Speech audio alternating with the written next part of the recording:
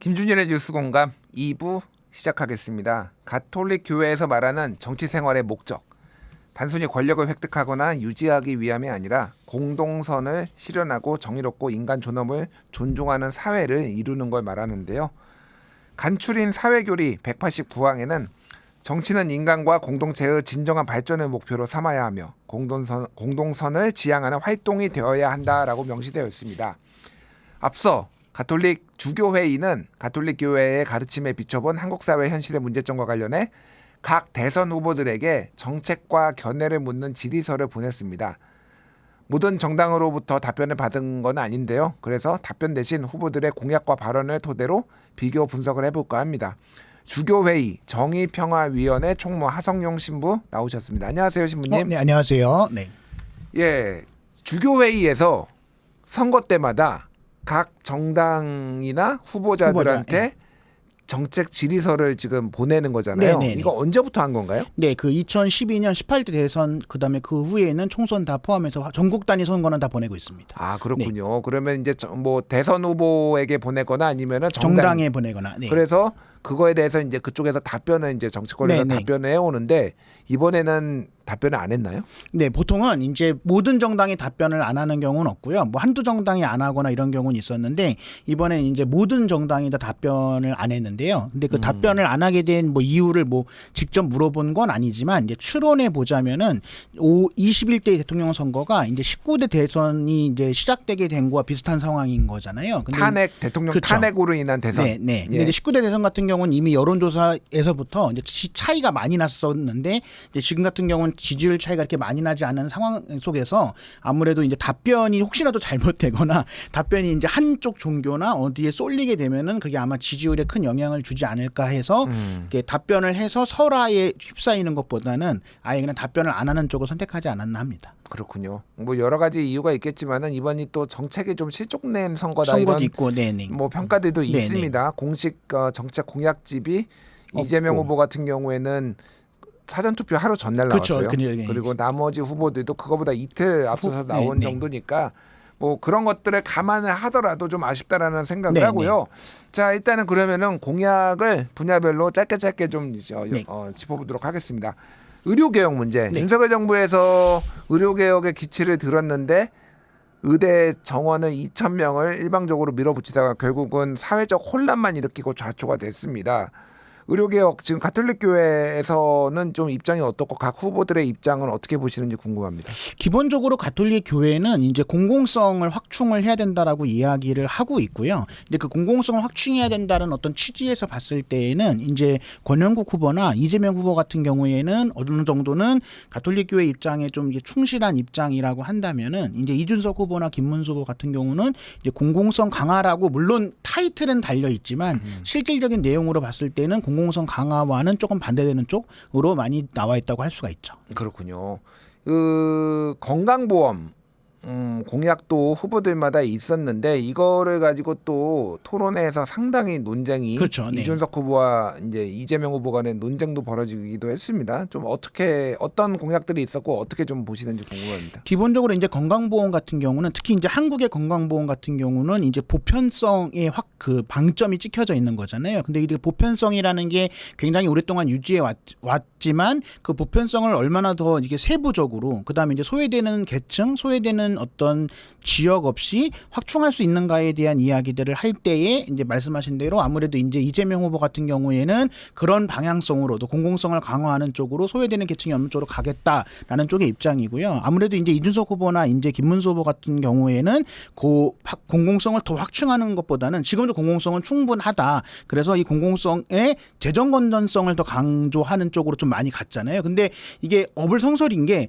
재정 건전성을 강화하면서 공공성을 확충하는 거는 실질적으로 불가능하거든요. 이제 그렇기 때문에 아까도 말씀드린 것처럼 타이틀은 공공성 강화라고 하고 있지만 기본적으로 김문수 후보나 이준석 후보 같은 경우에는 재정 건전성을 해치지 않는 선에서 공공성을 더 강화하지 않겠다는 표현이 정확하다고 할 수가 있는 거죠. 그렇군요. 네. 근데 이제 현실적으로 여러 후보들이 이런 공약을 낸 데에는 이유가 있을 텐데, 그러니까 지금은 건강보험 재정 상황이 이제 흑자기는 하지만은 한국 사회가 초고령화 사회가 점점 돼가면서 이게 적자로 전환되는 게 게 몇 년이 안 남았다. 그러니까 지금부터 이 건강보험 재정도 관리를 해야 된다. 이게 아마 이준석 후보나 김문수 후보 측의 좀 입장인 것 같아요. 사실. 물론 그렇긴 하는데요. 이제 제가 아는 의사 선생님한테 제가 듣기로는 OECD 국가 중에서 한국이 정부에서 이제 건강보험에 투자하는 재원이 가장 낮거든요. 그러니까 실질적으로는 국민들이 낸 건강보험으로 국민들이 건강보험을 써왔던 게 맞거든요. 근데 예. 말씀하신 대로 당연히 성장률이 계속 지속되거나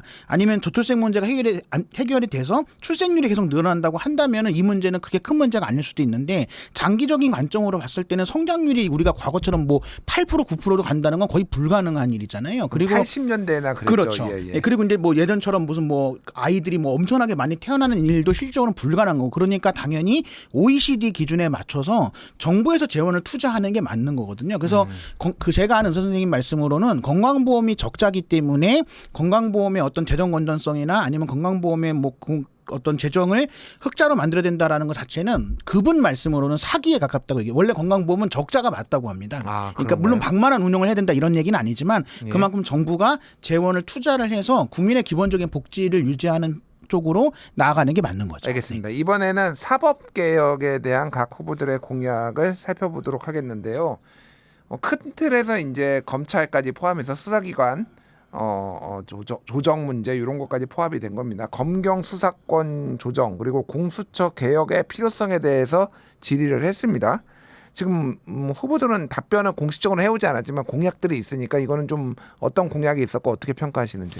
기본적으로 이제 그 공직자 범죄 수사처 같은 경우에는 비리범죄 수사처 같은 경우에는 이제 이재명 후보 같은 경우에는 조금 더 이제 지난번에 특히 탄핵 과정에서 미비했던 부분들을 보완을 하겠다. 그러니까 어쨌든 지금의 상황을 시스템을 개혁하겠다라는 식으로 나아가는 거고요. 예. 아무래도 이제 김문수 후보나 이제 이준석 후보 같은 경우에는 이제 공수처 폐지의 방점이 찍혀져 있고 그리고 이제 소위 얘기하는 그 검경 수사권 조정 같은 경우에도 문재인 대통령 이전 수준으로 가는 것을 목표로 하고 있는 거잖아요. 그렇기 때문에 완전히 갈린다고 이야기를 할 수가 있는 거죠. 그렇군요. 그 이제 공수처 같은 경우에는 만들 때부터 보수 정당 쪽에서는 이제 반대를 했기 그렇죠. 때문에 예. 뭐 폐지를 하겠다라는 공약 자체가 어색하지는 않고요. 근데 검경 수사권 조정 같은 경우에도 이제 또 반대도 했지만은 지금 부작용이 좀 나온다라는 지적도 있거든요. 예를 들면은 수사가 최소 뭐 2, 3개월에서 반년 이상씩 지금 다 지연되고 있다. 그래서 국민들이 고통을 받는다. 뭐 이런 지적도 사실은 있어요. 그래서 이런 것들을 어떻게 해결을 해야 되는지에 대해서도 좀 아주 구체적이고 디테일한 문제지만은 그런 얘기들도 좀 나오거든요. 어떻게 보십니까? 그러니까 예를 들어서 수사권이 조정이 됐기 때문에 수사가 지연됐다라기보다는 수사권을 조정을 한 것을 운영하는 입장에서 그 운영하는데 아무래도 정치적인 어떤 그런 입장, 정치적인 방향성이 들어가 있기 때문에 지연이 되고 있는 거잖아요. 예. 그렇기 때문에 지연이 되고 있으니까 다시 원래대로 가야 된다라기보다는 지연될 수 있는 여러 가지 것들을 막을 수 있는 조치들을 취하는 게 맞는 거지 이걸 다시 예전처럼 검찰의 권력을 더 강화하는 쪽으로 가는 거는 기본적으로 특히 이제 이재명 후보 같은 경우는 그렇게 하지 않겠다라는 거고 이제 김문수 후보나 이제 윤석 후보 같은 경우는 이게 다 검경 수사권 조정으로 시작돼서 촉발된 문제니까 원래대로 해야 된다는 입장이 있는 거죠. 알겠습니다. 뭐 공수처 같은 경우에 이재명 후보는 오히려 좀 더 강화를 그렇죠. 해야 된다 네네네. 이런 입장이라서 검찰도 권력을 좀 견제를 해야 된다 이런 입장이라는 거 말씀드리고요.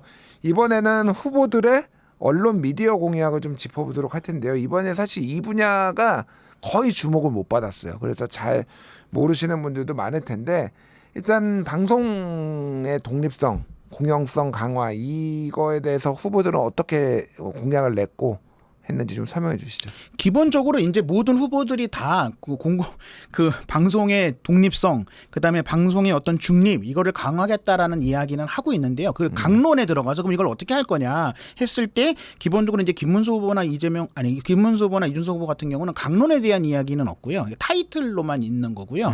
이제 이재명 후보 같은 경우에는 어쨌든지 간에 그냥 뭐 단도직입적으로 말씀드리면 정부가 이제 임명을 하진 않겠다라는 거를 어쨌든 그 안에는 들어가 있는 거죠. 그렇군요. 네. 정부가 임명하지 않는다라는 공영방송의 이사들이 지금 KBS 같은 경우에 11명이 있고 그렇죠. 네. MBC 같은 경우에 7명이 있는데 네. 이거를 사실상 여야가 이제 적절한 비율로 그렇죠. 뭐 네. KBS는 보통 7대 4로 맞습니다. 나눕니다. 네. 예, 네. 그래서 이렇게 관행적으로 임명을 하니 이게 이제 이 임명된 이사들은 정치적 후견주의에 따라서 그렇죠. 자신을 임명해준 정당의 입장을 적극적으로 반영하는 예. 이런 구조를 네. 지금 이재명 후보는 좀 깨겠다. 그렇죠. 네, 네. 그래서 방송법도 좀 민주당 쪽에서 추진을 했는데 그렇죠. 공영방송 이사를 대폭 늘려가지고 네, 네, 네. 시민사회도 추천을 맞아요. 하고 네, 뭐. 네. 근데 이게 뭐 이미 대선 이전부터 나왔던 논란이지만은 이거는 민주당 이재명의 방송장악 음모다 이런 얘기들을 이제 국민의힘 쪽에서는 계속 얘기를 했거든요. 그러니까 거기에 언론 노조가 그러니까 추천권을 한두 명이지만 가지는 것도 그거고 시민사회 단체도 다 좌편향돼 있기 때문에 이거는 문제가 있다 이런 식의 이제 주장들을 해왔어요. 네, 네, 네. 예. 어떻게 좀 보십니까? 근데 이제 그거는 어떤 정치적인 그 어떤 입장에서 주장을 하는 거지. 그러니까 예를 들어서 그 여야뿐만 아니라 시민단체나 아니면 이제 노조 쪽에 서 추천을 하는 분이 들어가는 게 좌편향이 됐다라고만 단정짓기는 굉장히 어렵고요. 그건 이제 다양성을 보장하기 위한 거잖아요. 그렇게 하지 않으면 현재 방식대로 하게 되면은 그게 어쨌든 정권의 입맛에 맞는 사람을 임명을 할 수밖에 없는 구조이기 때문에 그리고 이 구조가 굉장히 오래되어 왔기 때문에 이 구조를 이제 다양성을 좀 보장하는 쪽에서 반영을 하겠다라는 입장인 거죠. 알겠습니다. 자 마지막으로 각 후보들 공약 중에 가톨릭의 관점에서 봤을 때 눈에 들어왔던 공약 반대로 좀 우려스러운 공약이 있다면 어떤 것들이 있을까요? 그 각 후보들의 공약에 대해서 여기서 뭐 세부적으로 말씀드리긴 좀 그렇지만 이제 기본적으로 가톨릭 교회에서 입장은 사람에 대한 보편적인 어떤 인권, 사람에 대한 어떤 보편적인 공동선 이런 것들을 이야기를 하는 거잖아요. 근데 예를 들어서 민주당에서 조금 이제 보수적인 얘기를 하면은 뭐 우클릭이 됐다. 예를 들어서 뭐 국민의힘에서 이제 민주당 쪽의 의견을 하면 이제 좌클릭 됐다 이렇게 얘기하는 것보다는 이거는 좌우의 문제는 아니고요.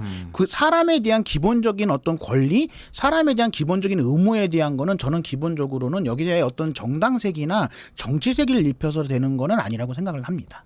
알겠습니다. 자, 곧 당선돼 미래의 대통령 누가 될지는 모르겠지만 어쨌든 당부에 한 말씀 해주시죠.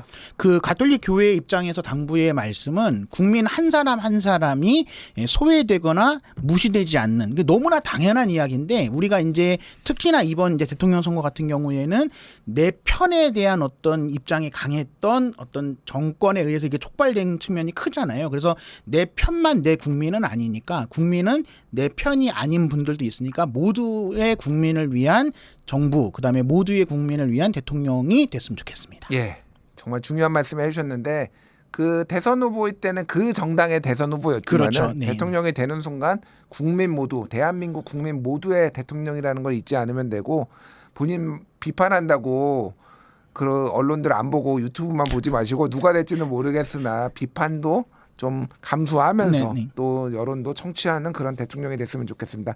여기까지 하겠습니다. 지금까지 주교회의 정의평화위원회 하성룡 신부와 만나봤습니다. 감사합니다. 감사합니다.